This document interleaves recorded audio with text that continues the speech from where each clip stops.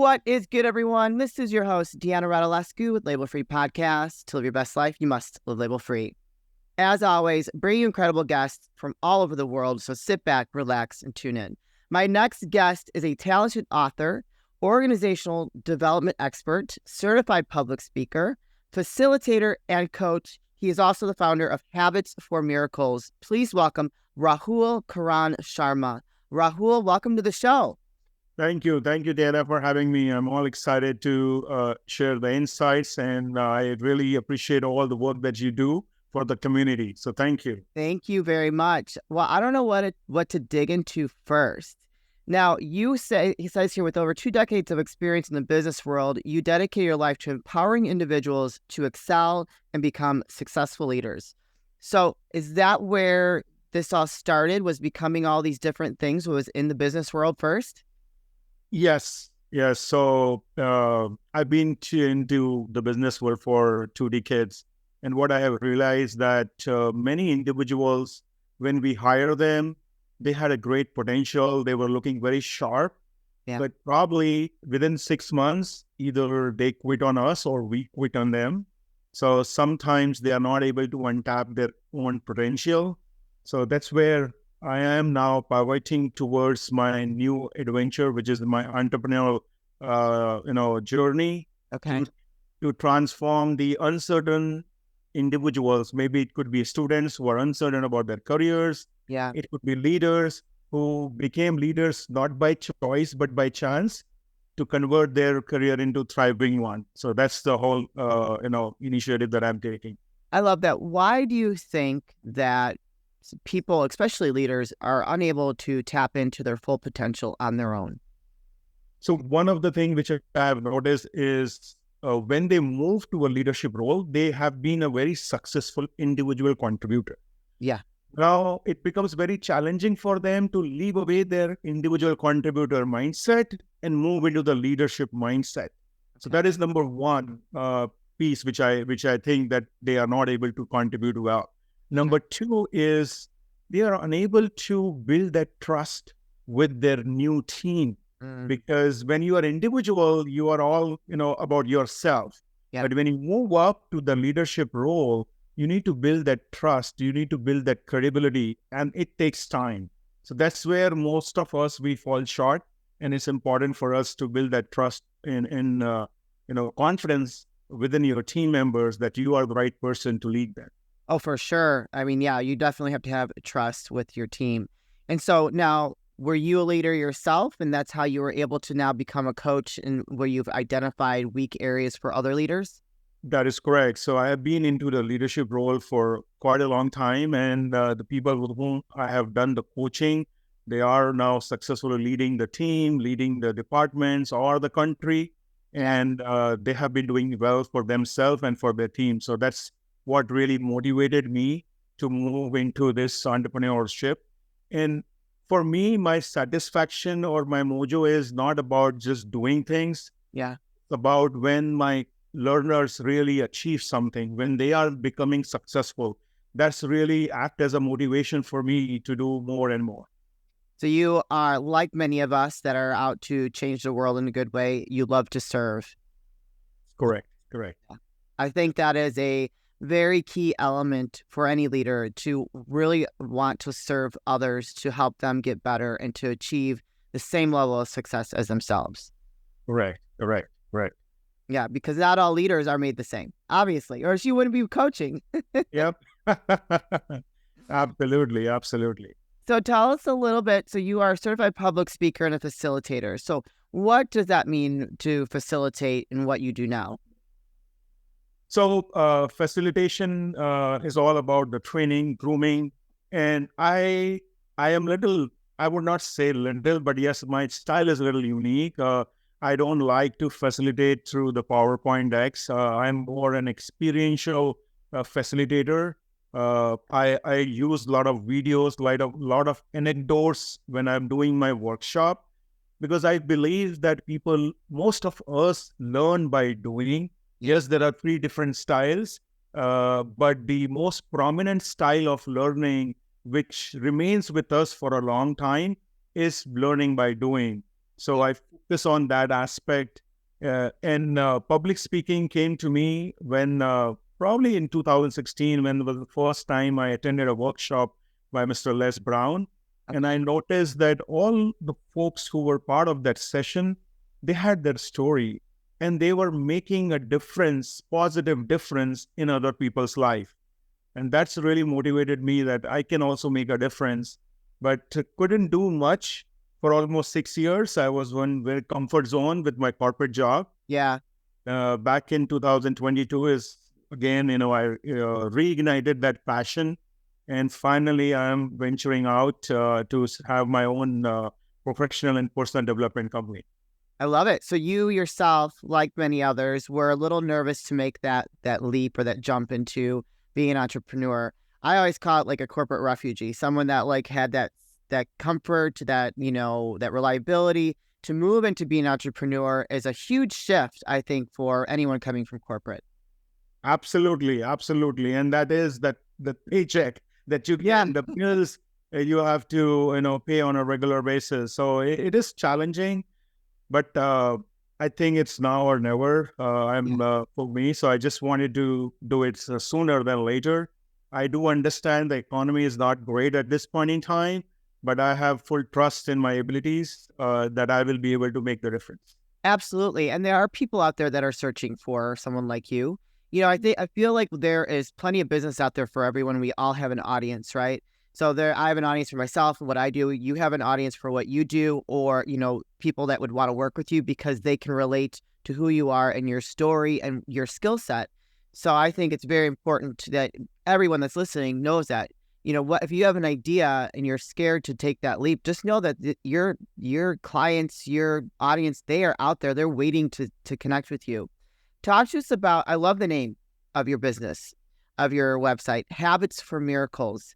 That is an awesome name. Tell us, what does that mean to you and how do you want it to resonate to your potential clients? Sure. So the word miracles means different to different people. Yes.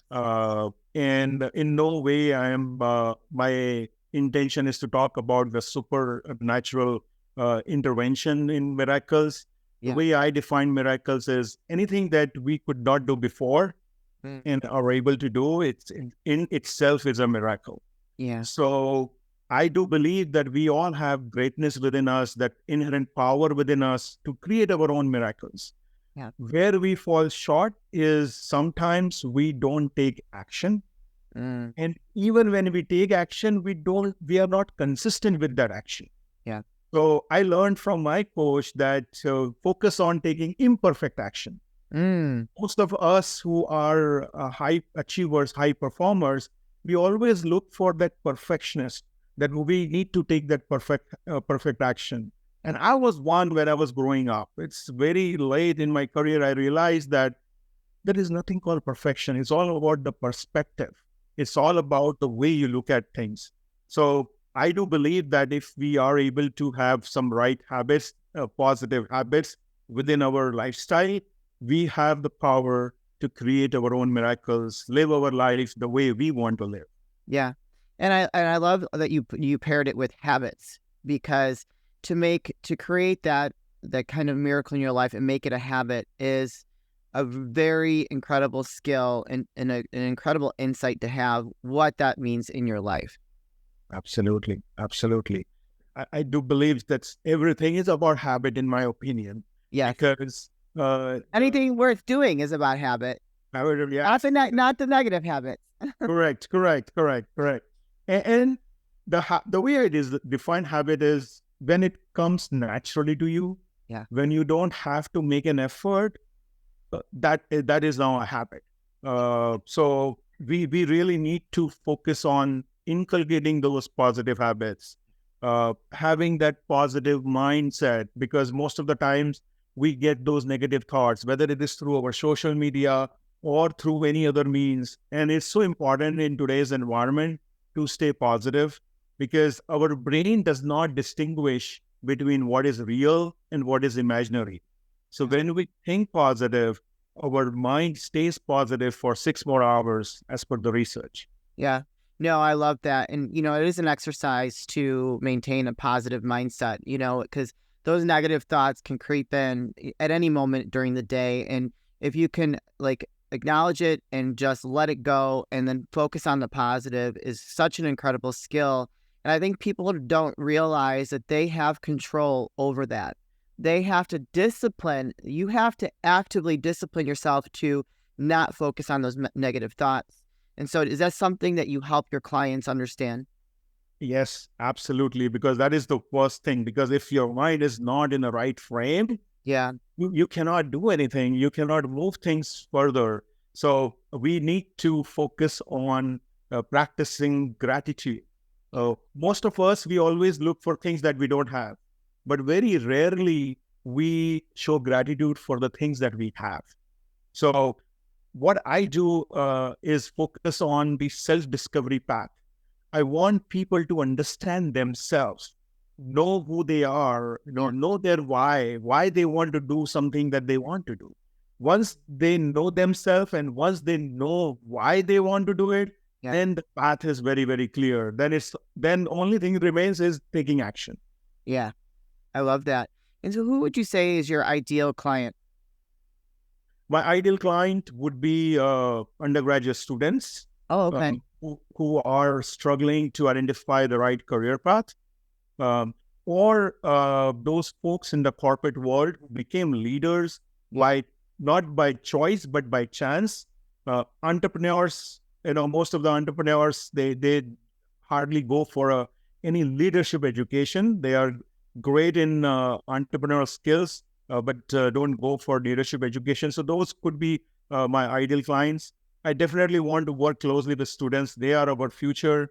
And if I can, invest time with them, and if I can make sure that within their 4 years of their education, they are set. They don't waste time after graduating and then look for, careers or look for identification of their careers. So those will be the right and ideal clients for me. Those are some very different clients. Like your skill set to work with a student versus a executive leader or entrepreneur has got to be so vast between the three.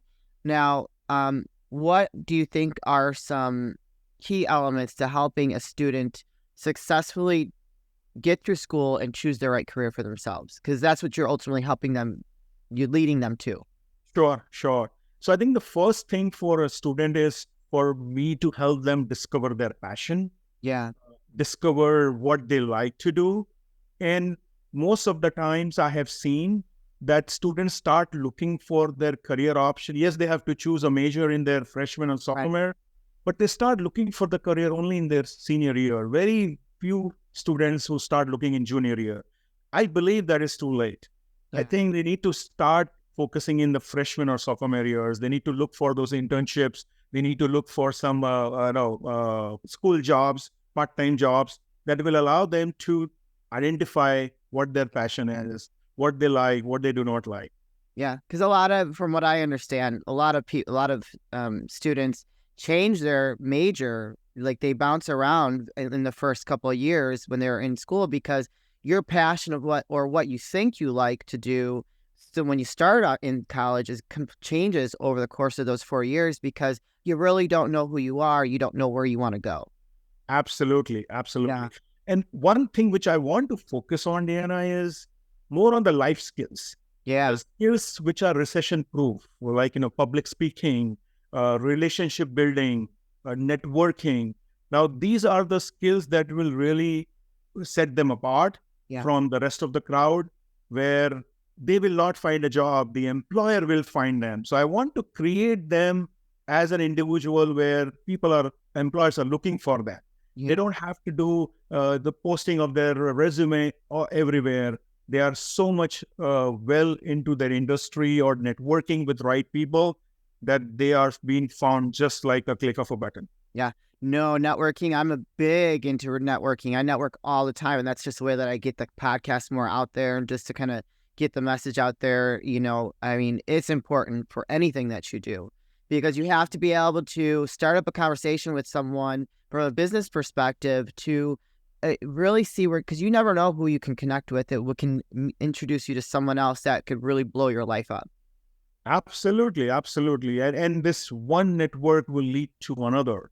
So Yeah. I always believe that when you are looking for a goal, when you are chasing your goal, the goal is also taking a step further, taking a step closer to you.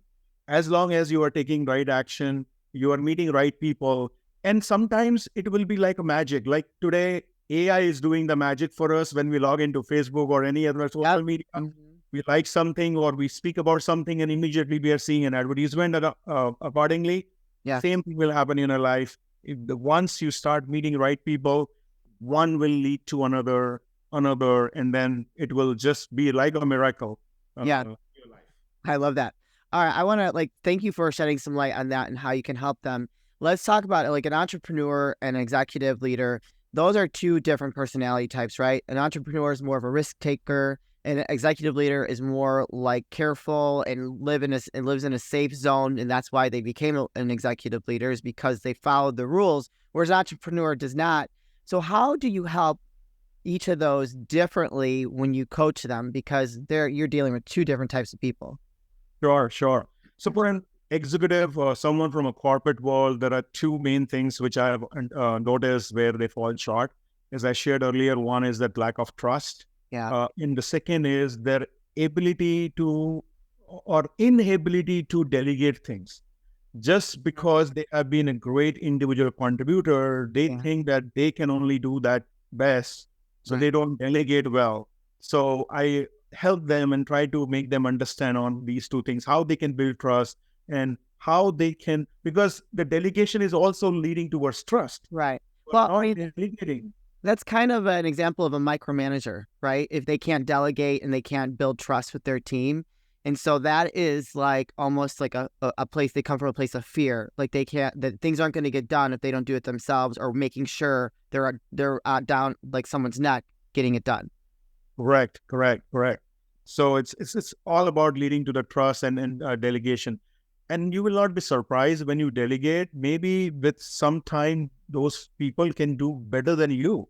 Oh yeah. And most of the managers or leaders, they are also afraid of giving their knowledge away. Yeah. That is also one thing which I've observed in the corporate world. They want to keep the knowledge to themselves. They have that some kind of thought process that if I give away the knowledge, what will I do? How will I be remain significant in the role? So I believe that knowledge is for sharing. That was heavy. That kind of sums up that like corporate struggle where people are like not wanting to see others succeed. Ooh, that was good. That was heavy. Correct. Yes. Yeah. Okay. So now, from an entrepreneur standpoint, when you're dealing with someone who's more of a risk taker and pretty much has got like more of a harder personality, how do you help them achieve or reaching the next level of creating those habits for miracles? Because I'm an entrepreneur and I'm difficult. So definitely all good people are difficult to work. That's what I observed in my experience. And for entrepreneurs, I want them to understand people well, because sometimes in order to take risk, in order to get that desired goal, we rub people wrong way. Yeah. And it is so important for us to understand them. And as a leader, as an entrepreneur, you will have your personality, but your people, they will have different personality. And concept of the situational leadership, the concept of people leading people the way they want to lead. So earlier, there was a golden rule, treat people the way they treat you. It's platinum rule right now where you treat people the way they want to be treated. Yes. So it's important for entrepreneurs to understand the style of their people, how they want to be treated, and that is what will make a difference. And number two, I would say, is the processes. Sometimes we don't believe on the process because we just want to go away with things. But when they are starting their business, if they have right processes, like right mechanism to train people, coach people, and take them to the next level, that will really help them to be a successful entrepreneur. I love it. You've really got an idea on how you can help all three of those ideal clients of yours. And I think that's great. because that is like the foundation of becoming a successful coach and helping others become better. What does that process look like? If they said, hey, Rahul, I saw you on Label Free Podcast. I'm interested in potentially working with you. What does that look like? So first, they will have to go through an intake form, because I want to be considerate of their time and my time. So I really want to understand how serious they are to make that difference. And once that discovery call happens, probably we will be able to align ourselves with our next steps. And if those goes well, then we will be moving into intervention. Okay. But I would say that if people want to make change, if they want to get something that they never had, then they need to do something that they have never done. Yeah. Which could be coming out of the comfort zone, which could be doing things that probably they are not comfortable with, or they need to learn things.